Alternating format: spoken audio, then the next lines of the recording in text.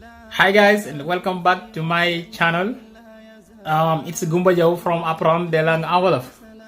So in today's video I'm gonna give you 10 phrasal verbs that you can use in order to improve your English. So first of all, what is a phrasal verb? It's simple. A phrasal verb is when you have a verb and you have a preposition. Okay, meaning verb plus preposition is phrasal verb. Okay, so today I'm gonna give you 10 of them so that you can use in order to improve your English. Okay guys, so don't forget to subscribe and join our channel. Yeah, it's very important. Salut les gars, j'espère que yéen a ngi ci jàmm baax a baax da leen a jàmm baax a baax seen njàngu anglais ak seen mbokk Gumba Jaw de apprendre des langues en wolof. So today inshallah dañ leen jox maanaam 10 phrasal verb.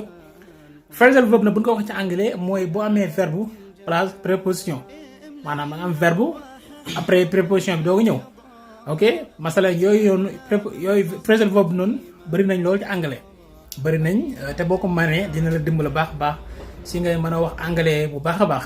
te ñi nga xam mooy native speakers, ok, les natifs dañ koy utiliser bu baax. They use them all of the time. They use them a lot. So boo ko mënee dina la dimbali baax a baax pour ci sa njàngum li nga xam mooy English. So today I'm gonna give you 10 of them. Ok gars, bu njëkk mooy dress up. Dress up da nga mooy maanaam nga solu maanaam masala nga amoon benn réunion wala benn xew nga solu bu rafet wala maanaam toilette dañ koy wax sañse daal loolu mooy dress up. Ok, jox nañ ci exemple nga ne I have a meeting. I should dress up. I have a meeting. I should dress up. Tey dama am réunion dama war a sol dama war a sañse.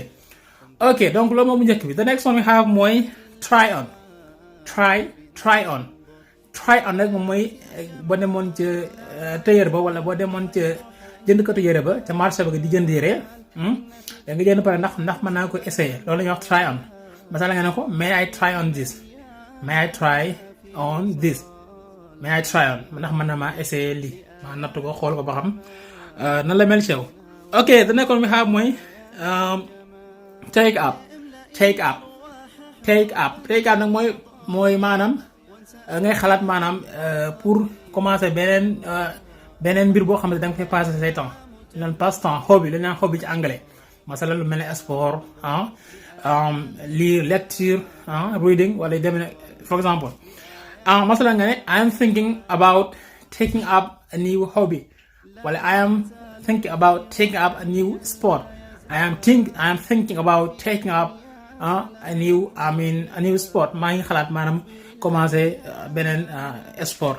Ok, so next one we have is break in nag mooy entrer par effraction yu demee ci anglais ci français quoi. Masalan lu mel ne ay sàcc bu ñëwoon ci kër dugg ci biir kër gi sans ñu am ndigal borom kër gi loolu ñuy wax break in. Masalan they break in the house ñoom dañoo dugg ci kër gi maanaam xëy na sàcc lay dawal defe noonu amu ci borom ndigalu borom kër donc mooy break in. Ok, the next one we have is take off nag mooy décoller man avion buy décoller buy waaj a jóg ci kaw naaw loolu muy def loolu naan take off. Ok, take off masala nga ne the plane takes off at 7 o'clock. The plane takes off at 7 o'clock ma avion bi 7 heures lay décoller. Ok, contraire mooy to land mooy contraire u take off. Ok, the next one we have mooy get back mooy to take a step back maanaam reculer wala arrière leen comme ma nga please get back maanaam reculer leen un peu. Ok, step back ba tey ñoo xaw a nuroo. Ok, get back. Ok, the next one we have mooy get in mooy maanaam dugg comme masalan transport wala oto yu demee noonu mooy monter daal yéeg ci ok, get in yéegal please get in let's go get in nan dem yéegal. ok, then we have mooy go away moom mooy maanaam laisse-moi tranquille maanaam bàyyi ma leave me alone. ok, go away comme nga wax sa benn xarit wala nga ko go away ok, laisse-moi tranquille go away leave me alone go away.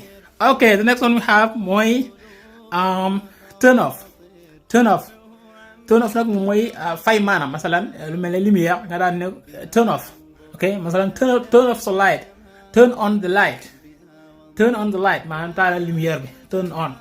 Contraire mooy turn off. ok contraire mooy to turn off. ok turn on allumer quoi, éteindre. ok the next one we have, and the last one at last but not least, go back mooy maanaam nga dellu fu nga jógewoon. ok go back. ok go back masala mooy I am going back to my hometown. maa ngi dellu sama dëkk mooy hometown mooy fi nga juddoo sa cosaan daal hometown. I am going back to my hometown. ok guys, loolu moo doon leçon tey di am yaakaar baax ni am na solo, donc don't forget to subscribe, ok, share and like. ok guys, that's all for me today. Thank you for listening or for watching. God bless you and see you next time. Take care.